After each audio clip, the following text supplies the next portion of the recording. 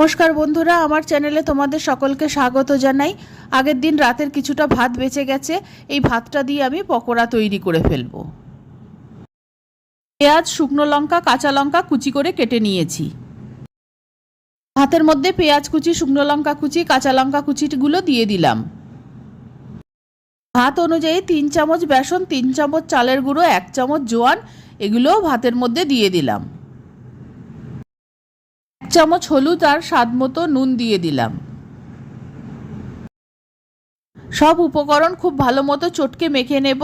আর এইটা মাখতে খুব বেশি জলের প্রয়োজন হবে না, খুব বেশি শুকনো মনে হলে অল্প একটু জল ছিটিয়ে দিয়ে নিতে পারো। আমি এটাকে খুব ভালো মতো মেখে নিচ্ছি। মাখা হয়ে গেছে। আমি এই ভাতগুলোকে খুব বেশি শক্তও না আবার খুব বেশি নরম করেও মাখিনি। কিছুটা ভাত মাখা হাতে নিয়ে এরকম গোল করে নেব, তারপর একটু হাতের তালু দিয়ে চেপে চ্যাপ্টা শেপে তৈরি করে নেব। আমি এই রকমভাবে তৈরি করছি, তোমরা তোমাদের পছন্দ মতো শেপে তৈরি করে নিতে পারো। সব পকোড়াগুলো তৈরি করে নিয়েছি। একটা প্লেটে কিছুটা সাদা তিল নিয়েছি। এবার একটা করে পকোড়া নিয়ে আমি এরকমভাবে চেপে চেপে দুপিঠে কিছুটা করে সাদা তিল লাগিয়ে নেব। আর কয়েকটা পকোড়াতে আমি এইভাবে সাদা তিল লাগাবো, আর বাকি পকোড়াগুলো আমি এমনিই ভাজবো, কারণ আমার মেয়েরা সাদা তিল খায় না। এরকম পকোড়াই এবার ভেজে নেব। প্যান গরম করে প্যানে অল্প সাদা তেল দিয়ে দিয়েছি। আমি অল্প তেলেই ভাজবো, তোমরা এটাকে ছাকা তেলেও ভাজতে পারো। প্রথমে তিল দেওয়া ছাড়া বড়াগুলো ভেজে নেব, আর এই বড়াগুলোকে লো ফ্লেমে কম তেলেই আমি ভেজে নেব।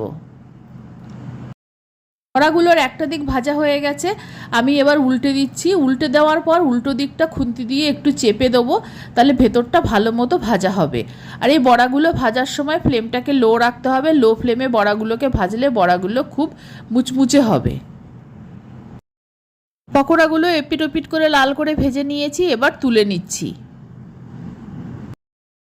এবার সাদা তিল দেওয়া পকোড়াগুলো ভেজে নেব। পকোড়াগুলো আমি প্যানের মধ্যে দিয়ে দিচ্ছি, আর প্যানে একদম তেল কমে গেছে, আমি আরও একটু তেল ব্যবহার করব।